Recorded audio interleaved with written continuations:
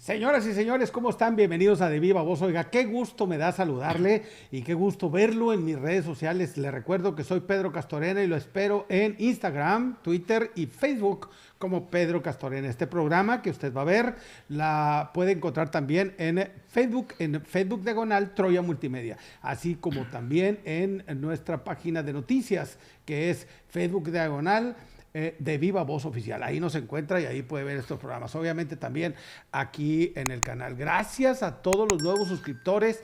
Bienvenidos a esta comunidad en donde, como usted sabe, tratamos de compartir con ustedes experiencias importantes de la gente que nutre este episodio. Y hoy tenemos un gran invitado. Oiga, ¿ha oído hablar de las corcholatas?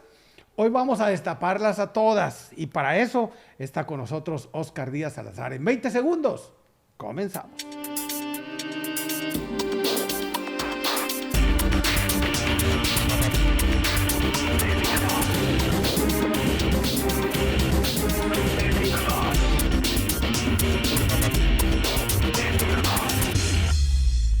De Viva Voz.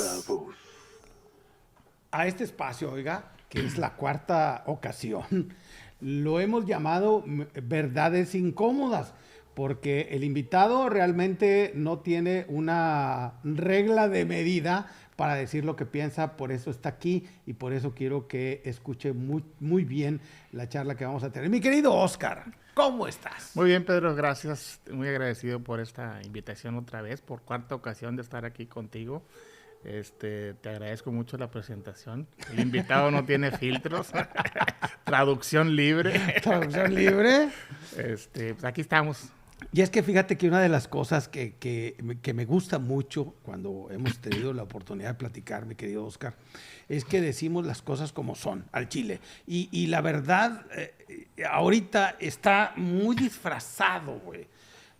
Tanto las ideas como el pensamiento, que tal parece que existe un guión armado de lo que se tiene que decir en los medios de comunicación tradicionales o inclusive en redes sociales. Últimamente he estado viendo a mucha gente que está muy a gusto y dices, cabrón, pues qué bueno que estás a gusto. Por otros lados veo que es Claudia y se choca el tren y el metro y es Claudia y falta agua en el Distrito Federal y pues es Claudia, perdón, en la Ciudad de México y pues es Claudia. Y por el otro lado Marcelo es un maestro del TikTok, chingado, y eso da mucho material, cabrón, y ese material pues no lo hemos explotado. ¿Tú cómo ves en el escenario nacional, güey, las tres corcholatas del presidente? Vamos a desgranarlas así sabroso. Pues si me permites, antes de entrar en materia de desmenuzar lo que veo, lo que pienso de las corcholatas famosas, platicarte que me da la impresión de que están en el filo de lo que dice la ley electoral en cuanto a actos anticipados de campaña. Me da la impresión de que están muy motivados a lo que dejó como enseñanza el hoy presidente López Obrador, que él pudo hacerlo y pudo todo el tiempo salir a decir que quería la presidencia, que iba a ser candidato a la presidencia, pero que más bien la cultura que debíamos estar esperando, las reglas que debíamos estar esperando eran las reglas del tapado, sí, puesto que están gobernando. O sea, las corcholatas no tienen la libertad que sí tuvo el hoy presidente López Obrador, porque bueno, pues era el ciudadano López Obrador. El ciudadano López Obrador. Que no le aplican las mismas reglas al ciudadano cualquiera que sea, que al secretario de Relaciones Exteriores, a la jefa de gobierno de la Ciudad de México y al secretario de Gobernación. Esos están limitados por la ley, por muchas leyes, y creo yo que están adelantados en los tiempos. Y en ese estar adelantados en los tiempos, de repente hasta también reclaman que los otros partidos se pronuncien. Y me parece una insensatez. Bueno, el PAN tiene sus tiempos, el PRI tiene sus tiempos. La campaña es en 2024. En el 2024, en una está asociación anticipadísima. Que insisto, cuando lo hacía López Obrador estaba bien, porque era el ciudadano López Obrador. Pero tendríamos que estar sujetos a las costumbres más bien del tapadismo del PRI, que estaban muy limitados los aspirantes precisamente por el encargo público que tenían. Entonces, eso creo que de entrada, pues te platico, me parece que andan adelantados y que si ellos así lo quieren hacer está bien. pero no tienen por qué reclamarle a los demás partidos, entiéndase, Verde, PRI, PRD, PAN y Movimiento Ciudadano, no tienen por qué sujetarse los otros a los tiempos del presidente, ¿verdad? O de la corriente de Morena. Su excusa es que militantes del partido están teniendo demostraciones espontáneas de apoyo. Sí. Eso lo he escuchado de Claudia, lo he escuchado de Marcelo y lo he escuchado de Adán Augusto. Pero es muy sistemática la forma en la que están construyendo una campaña. De hecho, según las encuestas, hace un mes lideraba Marcelo, seguido por Claudia, y muy por detrás Adán Augusto. Las nuevas encuestas hoy dicen que es Adán Augusto, Marcelo, y que Claudia se está quedando rezagada. Estas manifestaciones públicas de la militancia de Morena o de las personas afines a los proyectos de ambos, de los tres, ¿son reales o crees que hay una campaña estructurada? Yo creo que hay una campaña, güey. Digo, de cómo construimos nosotros las campañas políticas, todo parece que es una campaña perfectamente orquestada para un posicionamiento, para que en algún momento se haga de conocimiento público el método de selección, que seguramente será una encuesta, y de ahí salga el más posicionado. ¿Esto es una campaña o los militantes son los que andan calientes? Es una pre-campaña, y yo creo que la expresión tangible, visible de la pre-campaña pues son las pintas en las bardas y alguna publicidad impresa. Tú sabes de eso, pero ese es tu negocio, uno de tus múltiples habilidades, talentos, negocios. De publicidad le sabes, y ya la vemos, ya la encontramos. Yo tuve en verano la oportunidad de darle, pues prácticamente visitar de lado a lado, viajar por carretera hasta la otra punta del país, y por todo el territorio de norte a sur encuentras pintas. Es Claudia. Ya encontré en Reynosa, ya he visto algunas de Adán Augusto, del costeño, del secretario de Gobernación. Pero en ese recorrido que hice allá por el mes de julio,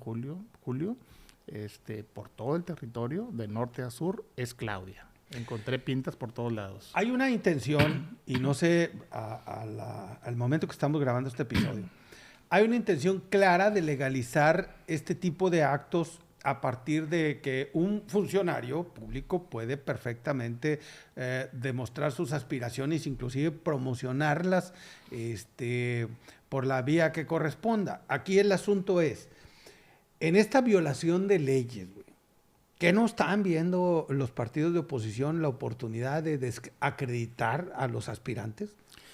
Fíjate que eso es, ese ajuste tendría que darse a petición de parte. O sea, los partidos opositores tendrían que estar haciendo las denuncias respectivas. Creo que lo han estado haciendo en algunos casos. Creo que incluso ya hay amonestaciones del Instituto Nacional Electoral. Acabo de leer, no traigo los detalles, pero de una hacia el canciller, el secretario de Relaciones Exteriores, por la participación en un evento de un candidato en campaña. Un fin de semana y lo que tú quieras, ¿verdad?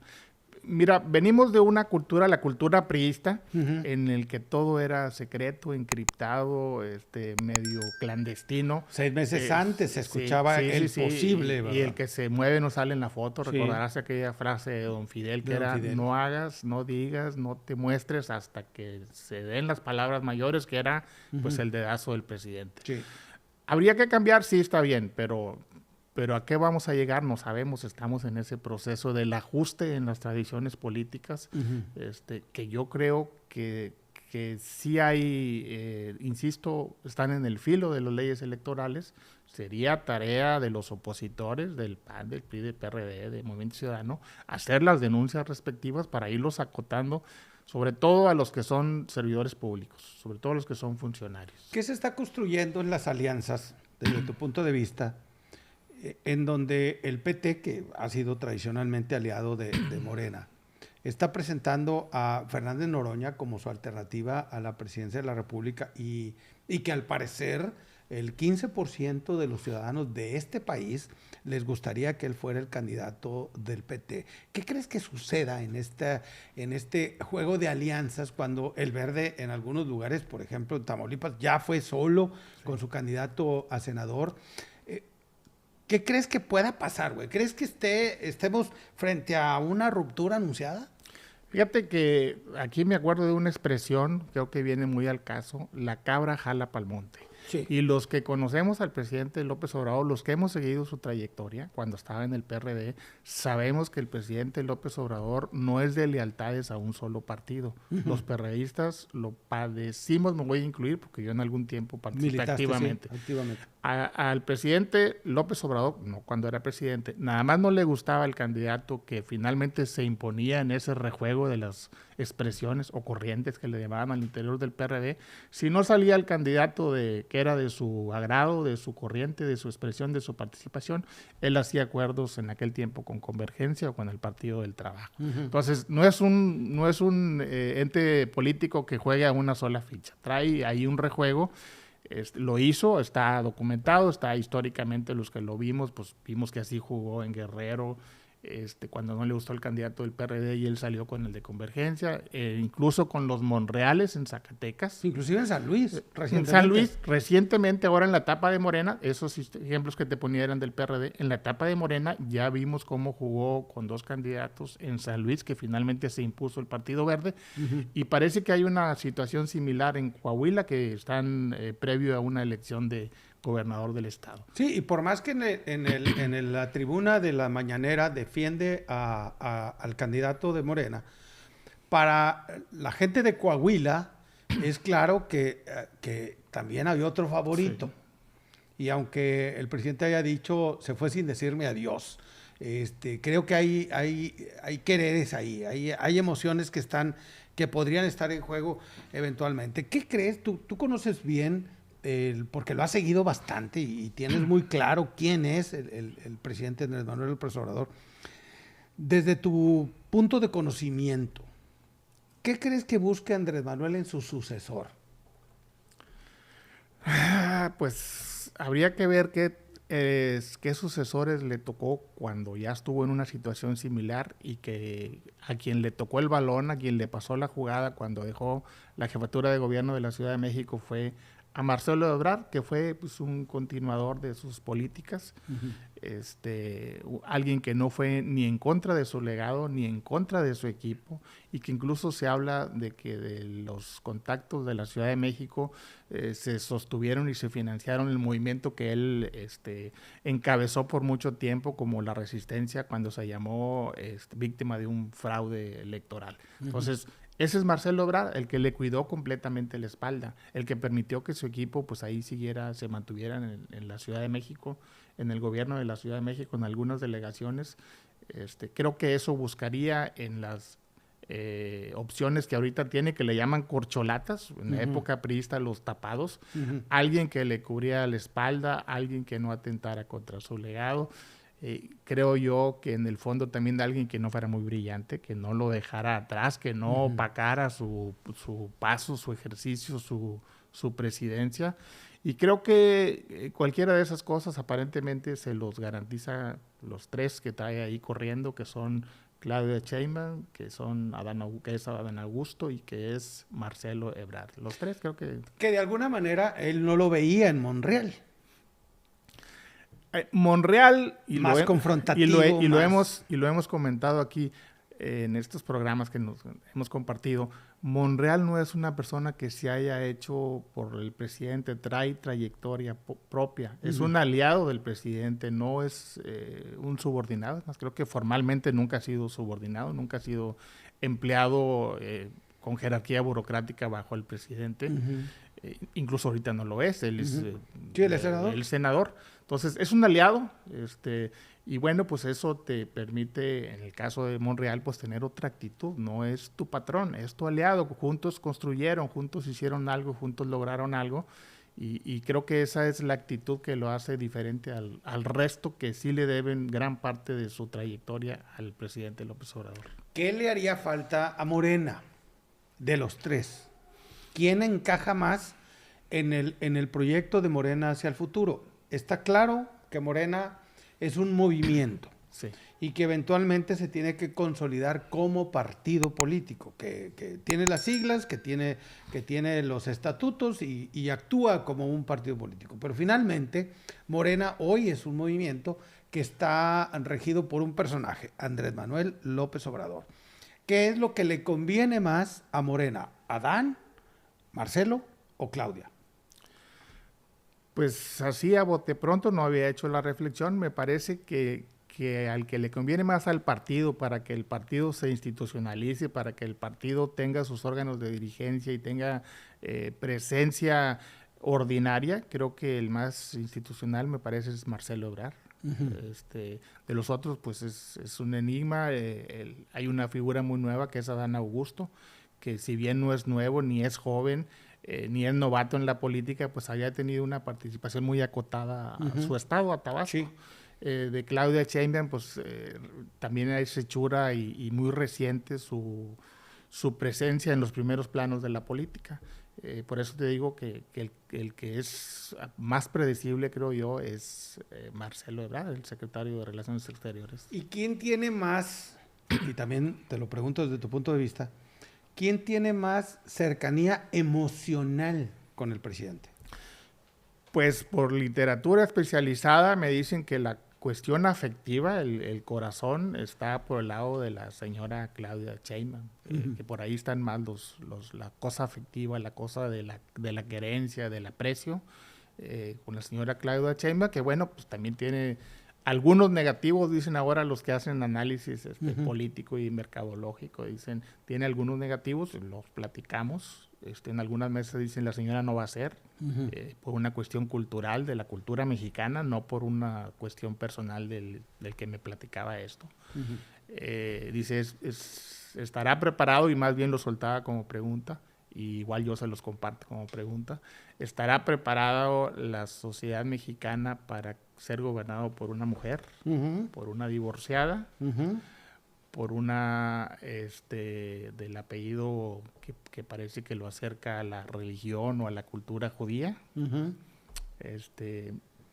¿Estaremos preparados para eso? Esos son lo que le ven como negativos, que algunos no comparto, ¿verdad? Yo, por ejemplo, no comparto el que por ser mujer la descalifique. Sí, pero estamos hablando no de situaciones personales, estamos hablando de la cultura mexicana, de la ¿verdad? Cultura mexicana. De la cultura mexicana. Esos son lo que dices tú, oye, con todo eso, difícilmente puede ser ella la candidata, y si es la candidata, pues a lo mejor pone en riesgo el posible triunfo de Morena.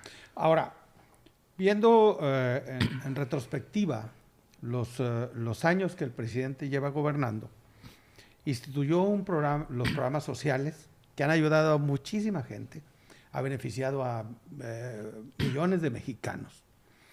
Pero hay un espacio que falta, el tema de las reformas educativas que realmente busquen educar a los niños de México. Sí. Falta y también por el tema de lo social, falta el rezago en la construcción de hospitales, falta resolver ese tema, y también el tema de las medicinas. Dentro de otros esquemas, los esquemas financieros, hay muchas personas que afirman que tenemos un peso sólido y que tenemos instituciones que defienden el peso, como el Banco de México, en una solidez como nunca antes había sucedido. Otros economistas dicen, estamos viviendo una política económica de ficción. Eventualmente esto le puede tronar en las manos al presidente y llevar al país a una recesión terrible.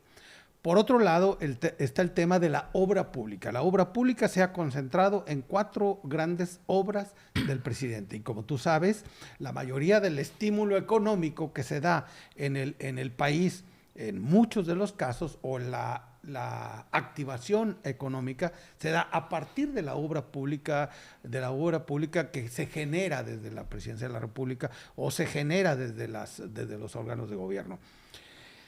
Estamos a 1 año y meses que termine esta gestión de Andrés Manuel, y estamos en la víspera del cambio de un México diferente que va a tener una serie de demandas adicionales, que va a ocupar una serie de inversiones en tecnología, que va a ocupar una serie de inversiones en infraestructura. De las corcholatas, ¿cuál es la que le conviene más a México? Para el México del próximo sexenio, porque estamos hablando que, no sé, un niño que nació cuando el presidente Andrés Manuel llegó a la presidencia de la República, hoy ya necesita escuela, hoy ya tiene demandas económicas por el gasto que genera, y en 6 años más va a ser un adolescente casi de 12 años. Mira, antes de responderte, porque quisiera abordar un poquito en el tema con el que tú haces esta pregunta, con el que haces la introducción a esta pregunta, que es la obra pública. Hay 4 o 5 proyectos emblemáticos, el aeropuerto, el Tren Maya y la refinería, son 3, sí. Los 3, los emblemáticos, los insignia de este régimen, de esta administración, son esos 3 proyectos. Que yo veía que de cierta manera decía, bueno, eso es lo que la gente está viendo, pero hubo un año, y yo me fui con la finta, me pareció a mí ahí que quedó en espejismo, hubo un año que decía, no, el plan de obra pública es general, y hubo un año muy bueno aquí de obra pública para Tamaulipas, concretamente para Reynosa. Recordarás, y yo creo que les faltó difusión, pero fue un año excelente, el año en el que hicieron una secundaria completita, como hacía mucho no se hacía, para la colonia Villa Florida. Hicieron una biblioteca en la colonia Bermúdez, hicieron el remozamiento de la calle Prolongación Río Purificación, hicieron una serie de obras muy interesantes. Eso por el lado de lo positivo, del reconocimiento de mi parte al gobierno federal. Pero resulta que estábamos en vísperas de un proceso electoral. Es correcto. Y que eso ya no se replicó el siguiente año, ni el siguiente, ni el siguiente. No. ¿Qué nos demuestra que es un gobierno electorero, que ha encauzado la obra pública con criterios electoreros, que ese año no tuvo réplica en los posteriores, que ese excelente año para la obra pública en Reynosa, y hago la mención de algunos proyectos, de algunas obras, no proyectos, obras que ahí están ya, pero ya no tuvieron repetición los siguientes años. Entonces es un criterio electorero. Seguramente el año pasado estuvieron pegaditos en Coahuila, porque les interesaba causar un buen impacto, pero aquí ya no lo volvimos a ver. Eso por un lado. Y por el otro, pues ¿quién es el que le garantizaría la continuidad? El que me queda más dudosa cómo pudiera ser el posible gobierno es el de Adán Augusto. A la señora de cierta manera la estamos viendo, tiene también 4 años gobernando en la Ciudad de México, a lo mejor con mucha mala suerte. Llegó, me consta, yo en esos tiempos iba yo a la Ciudad de México con muy buena expectativa, pero perder la mitad de los alcaldías le llaman a la mitad del camino, pues ya no estás tan bien calificada, ya tus gobernados te están reprobando porque le están dando la confianza a otras fuerzas políticas. Estoy hablando de Claudia Sheinbaum, que a la mitad del periodo perdió la mitad de las alcaldías. Y también ha tenido un tanto de mala suerte, pues no mala suerte, o descuidos o negligencias. Ya ves los escándalos en el metro, los accidentes tan lamentables en el metro, que son accidentes evitables, porque eran producto de que no se ha hecho el mantenimiento apropiado.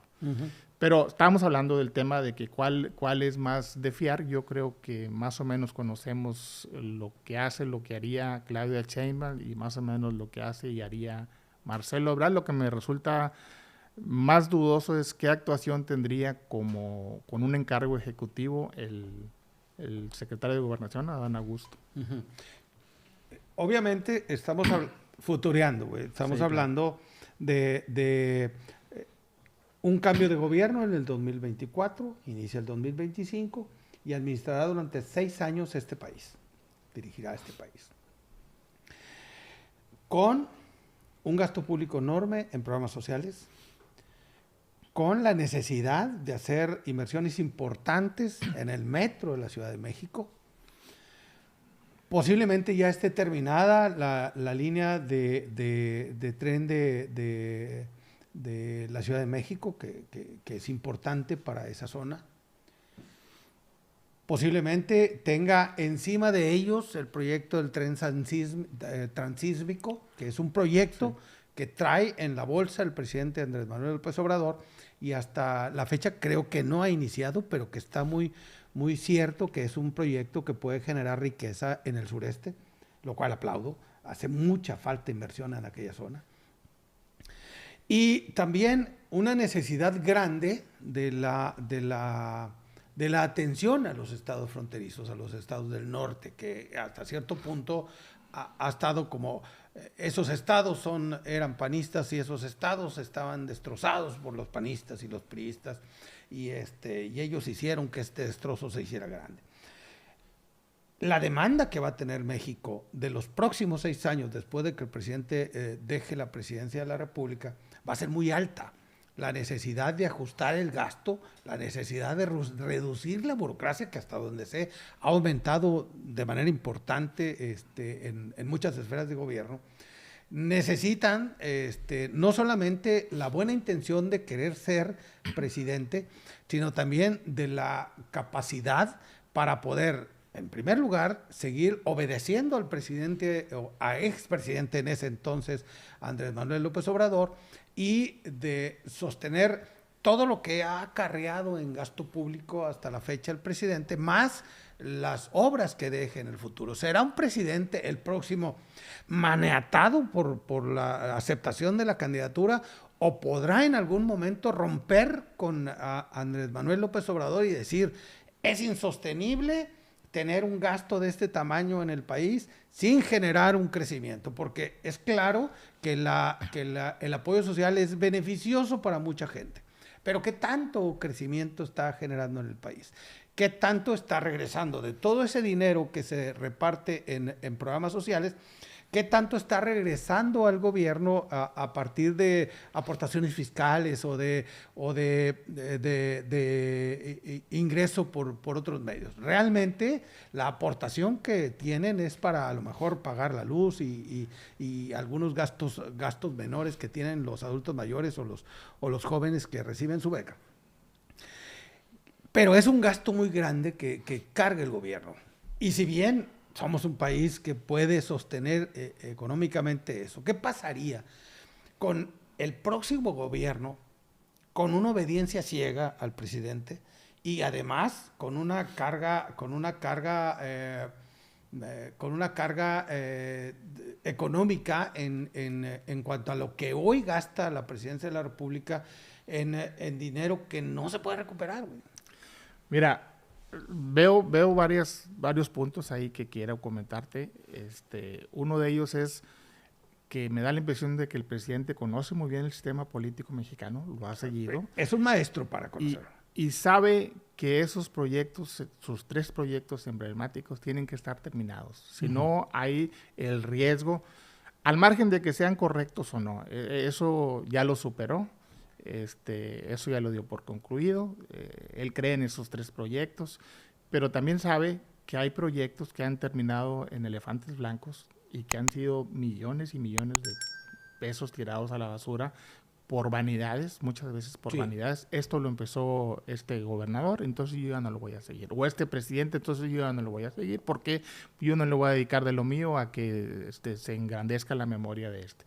Él tiene muy claro eso, cómo ha funcionado el sistema político mexicano y cómo todo el país está sembrado de obras inconclusas. Al respecto hay un libro muy interesante, Carlos Fuentes habla de esos elefantes blancos. Me recuerdo muy bien, estoy citando de memoria, que decía que a diferencia de otros países como Estados Unidos, en donde las ruinas son de edificios y de obras que cumplieron su ciclo, se terminaron, duraron los 20 años para los que fueron fabricados y ya quedaron como ruinas. Esas son las ruinas que encuentras en la mayoría de los países. En México, muchas de las ruinas son de proyectos inconclusos. Inacabados. ¿Sí? Entonces, creo que eso lo tiene muy claro y por eso creo que el apuro y la estrategia esa de echarle toda la carne al asador, uno ya lo sacó, el aeropuerto, lo podrán cancelar más adelante, pero es una obra que está en condiciones de funcionar. Creo que va a pasar lo mismo con el Tren Maya, lo va a terminar antes de que se vaya, y con la refinería de Dos Bocas. Eso por una parte. Creo que ese es el apuro por echarle toda la carne al asador y creo que eso ya no lo va a heredar. Ese gasto tremendo que se está yendo a esos 2 proyectos que quedan, el otro ya está funcionando, ya está operando, creo que eso no lo va a heredar porque se va a apurar para terminarlo. Ese por un lado. Y por el otro, yo no creo en la obediencia ciega, así sea que uno muy de personalidad muy fuerte y el otro aparentemente tibio, no, pues ya con la banda puesta. En la silla del águila ya es otra cosa. Es correcto. Puede ser una transición tersa, puede ser que le cubran su legado, pero así que quieran dar de metichón por decirlo en términos muy llanos, yo creo que no va a pasar y si pasa no tardará mucho en quitarse ese peso el que lo suceda. ¿Qué tan trascendental será Andrés Manuel López Obrador en el 2025? ¿O crees que la historia lo juzgará en 20, 30 años? Yo creo que va a haber los 2 juicios, el juicio inmediato y eso pues un indicador muy claro va a ser el resultado de la elección. El resultado de la elección en una circunstancia como la que estamos viviendo, pues se vuelve el referéndum del gobierno que están haciendo. Si es bueno, pues va a ganar sin problema Morena y su candidato, y si es malo, seguramente van a perder. Y ya va a haber un juicio más sereno, a lo largo, no sé, una década, 15 años, va a haber un juicio más sereno del paso del presidente López Obrador por el ejercicio ahí del Poder Ejecutivo. Sí, porque en la mayoría de los expresidentes se los acaban en el primer mes que se van, ¿verdad? Sí. Ahora, es claro, digo, no soy adivino, no tengo una bola de cristal, pero es claro que una estructura electoral fuerte ya la construyó Morena. A partir de los programas sociales, a partir de la lealtad al dinerito que llega, o a partir del amor por el presidente, el amor que le expresa a la gente cuando va a los lugares donde se presenta. Y es claro también que todo esto construyó un andamiaje de personajes que pueden hacer el trabajo electoral. En el caso de y va hacia 2 lados. En el caso de una ruptura, que es muy probable que suceda, porque los 3 están... yo creo que hay 2 que tienen lealtad ciega a lo que la decisión marque. Creo que Marcelo Ebrard es la última oportunidad que tiene de ser el presidente de la República. Creo que en la misma situación se enfrentan los 3, pero creo que 2 podrían eventualmente decir, sí, señor presidente, fue lo que se decidió y acatamos las órdenes. Monreal, sin duda, siendo un actor que marca el 5 o 6% de las encuestas, también es alguien que puede romper la media y zafarse de la infraestructura de Morena. Lo anunció que se iba, no se ha ido. Tal vez es una práctica que en el pasado le funcionó, ahora no le ha funcionado, y que la ruptura de alguna manera está anunciada, va a suceder. Aún con ruptura, yo siento que el candidato de Morena va a ser el siguiente presidente de la República. Y lo siento porque yo no veo por dónde le compitan, cabrón. O sea, con todo respeto, el PAN ya decidió y el PAN, PRI y el PRD ya decidieron que van en una alianza. Así agarren alito como la piñata más atractiva de la fiesta. Ellos decidieron que van a ir como aliados. Porque soltaron el Estado de México al PRI, el PRI y el PRD ya decidieron que el que va a decidir que ponga el candidato va a ser el PAN.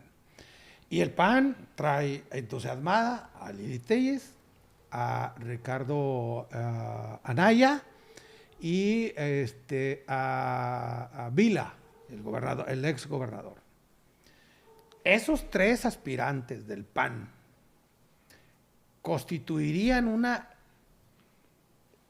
fuerza opositora como para ganar la elección, güey. Ahí, a lo mejor no lo veo, güey, pero hay la cantidad suficiente de priistas en el electorado o la cantidad suficiente de perredistas para fortalecer al PAN y lograr ganar la presidencia, o coincides en que no traen nada? Está difícil para la oposición o para las oposiciones, que ya está complicado hablar en plural de las oposiciones porque se cumplió el vaticinio que hizo López Obrador. Ustedes son lo mismo, ustedes son el PRIAN-RD. Sí. Y bueno, pues con el tiempo le ha dado la razón de que juegan para el mismo lado, juegan para el mismo rumbo. Pero puede suceder, puede ser que al país le empiece a ir mal, no lo deseo obviamente, puede ser que se genere malestar, puede ser que ya ves que tanto va al cantar al agua hasta que ocurra algo que genere mucho malestar. Y bueno, eso contra un chispazo de un candidato atractivo, y ese candidato atractivo que yo veo es al que sigue en funciones, gobernador de Yucatán, Mauricio Vila Dosal. Sí. Que no tiene alcances nacionales, que no ha salido de Yucatán, que se ha dedicado a gobernar su estado. Entiendo que lo está haciendo muy bien y entiendo de primera mano porque yo he andado por allá y palpas ahí con el taxista y con el señor de la tienda y en la tienda de conveniencia, palpas que hay aceptación del gobernador, lo ven bien, joven, carismático. Él pudiera ser, incluso creo que se habla de que es el candidato de López Obrador en el PAN.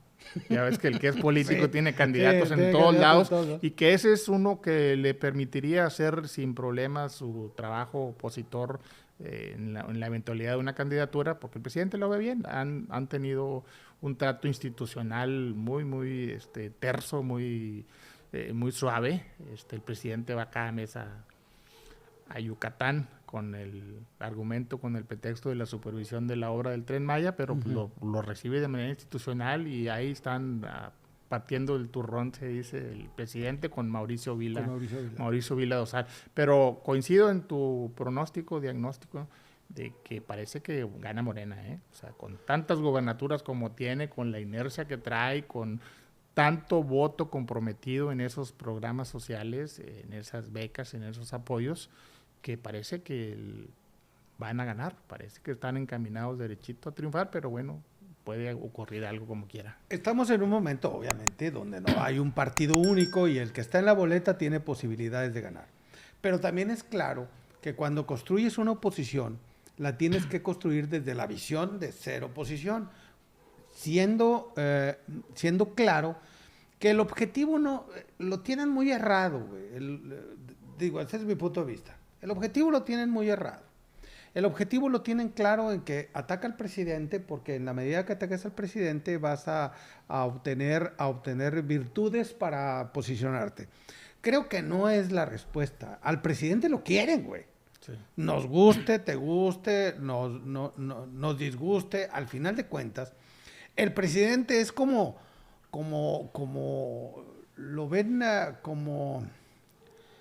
como el tío buen pedo, ¿me explico? O sea, como el abuelito buen pedo. Es el viejito platicador que todas las mañanas está contándote una historia bonita. Pero yo creo que te falta el complemento. Lo quieren y lo odian, Ah, sí. O sea, lo difícil es ser indiferente ante el presidente porque lo quieren, mucho lo quieren y también mucho lo odian. El problema es que los que lo odian se enfocan en el presidente, pero no se enfocan en las cosas realmente importantes en el país, a las que tienen que visualizar y darles forma, a las que tienen que hacerlas visibles ante la sociedad para que la sociedad diga, cabrón, no es Disneylandia, aquí estamos en San Valentín, güey. O sea, aquí estamos en otro México que no es el que me platican. Creo que tienen muy errado el target, están buscando en la descalificación del presidente encontrar el posicionamiento de su forma de pensar. Ricardo Anaya toda la semana saca un video donde dice, el presidente es un tal por cual en todos los aspectos. Y por lo tanto, algunos medios se van sobre el presidente. Yo, personalmente, no tengo partido, no agarro partido.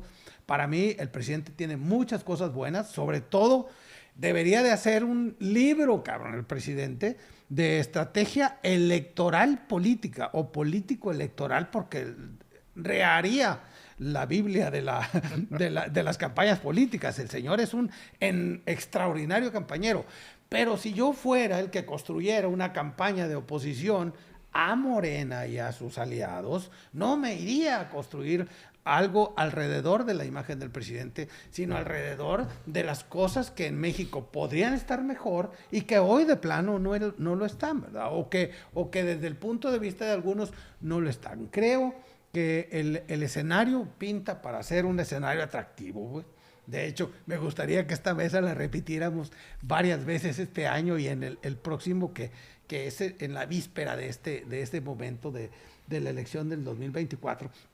Y creo que en el sentido en el que se vayan enfocando la oposición en construir una narrativa que nos muestre el México que ve el presidente y el México real, el México de la inseguridad, el México de la falta de medicinas, el México de las carencias sociales, que aún que se implementado una cantidad enorme de dinero en programas sociales, ha aumentado la pobreza. El opositor que se encargue de eso, creo que va a hacer verdaderamente su trabajo y va a posicionarse como alguien que tiene una visión clara del país que tenemos. ¿Tú cómo ves? Fíjate que comparto mucho de lo que me platicas. Creo que ha habido errores, falta de visión, no han tenido bien el diagnóstico de lo que está pasando en la oposición al presidente. Creo que hay muchos filones que han desentendido, se han enfocado en temas que a la sociedad en general no nos dice mucho. Lo dice a una sociedad politizada, a un grupito politizado, pero te platico el último semestre del año que estuvieron dedicados a que el INE no se toque, que el INE se defiende. Yo creo que eso no pega gran cosa. Y sin embargo te platico en ese intento de reforma que hizo, de reforma política, que no pasó y que yo creo que estaba en sus cálculos que no pasara. Se hablaba de limitar el número de integrantes de los ayuntamientos. A ver, es el órgano que gobierna en los municipios, es el órgano de gobierno más cercano a la población. Y tú lo querías mutilar, ¿con qué criterio? O sea, para volverlo unipersonal. O sea, ahorita en teoría los gobiernos locales y los gobiernos municipales son una asamblea. No es un solo individuo que es el presidente, aunque se impone por la cultura política. Pero tú lo querías oficializar a que hubiera uno regidor o dos regidores, o sea, unipersonal el gobierno. Hay muchos temas, hay temas también de cómo ha centralizado la toma de decisiones y los recursos, y eso en detrimento de las facultades que por muchos años fueron buscando los gobiernos locales y las sociedades locales. Sí, ellos lo están concentrando. El municipalismo quedó enterrado, güey. Es correcto, entonces creo que eso es importante.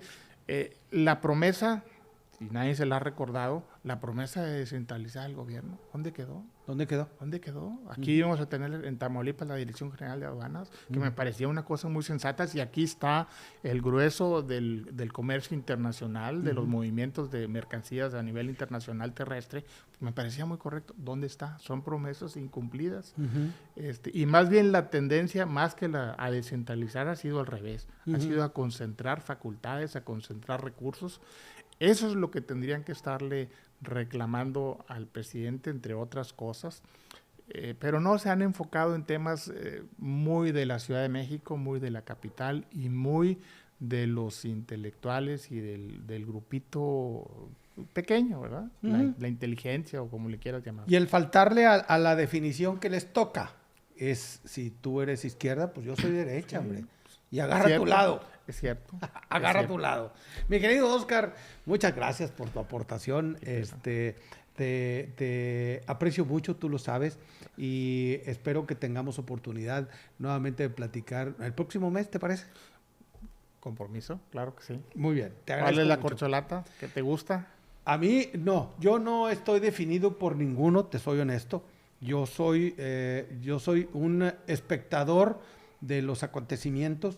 No tengo claro hoy, porque cuando trato de visualizar, lo que veo es una hondanada por un lado y luego una respuesta por el otro, y al final de cuentas dependemos del el criterio de una encuesta final. Entonces, por más que agarres uno, a mí me gustaría, por ejemplo, te soy honesto, que la continuidad de este gobierno, porque creo que reuniría las características necesarias para hacer que Morena se convirtiera en un partido político, y coincido contigo en esa apreciación, que continuaría con las políticas del presidente, sin duda. No puedo asegurar de que sea un leal ciego al presidente, pero creo que Marcelo Ebrard sería el presidente que México necesita en el futuro. Eso opino yo, pero no estoy definido por Marcelo. Ese es muy aparte. Bueno, un pilón. ¿Hablas de la encuesta? ¿De veras lo crees? No, eso es lo que menos creo. Van a encuestar a Andrés, a Manuel, a López Obrador y al Peje. Eso es lo que menos creo. Mi querido Oscar, muchas gracias. Gracias, Pedro. Gracias a Oscar González en la producción, Michelle Méndez en la coproducción, también a Andy González en el audio. Le agradezco mucho a usted por vernos. Recuerde que aquí se escuchan todas las voces, todas las ideas, todas las formas de pensar, siempre y cuando sea de viva voz.